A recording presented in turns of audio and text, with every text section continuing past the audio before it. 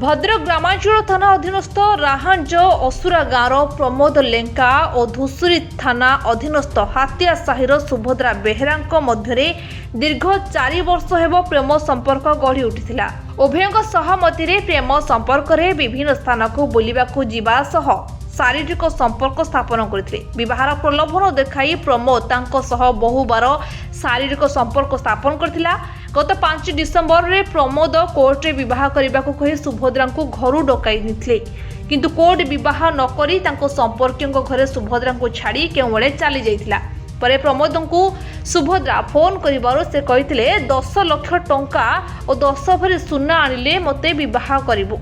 यदि एक कथा काहाको कहबो तेबे मो पाखरे थिबा तोर TikTok video photo video viral कर देबाकू धमक देथिले प्रमोद।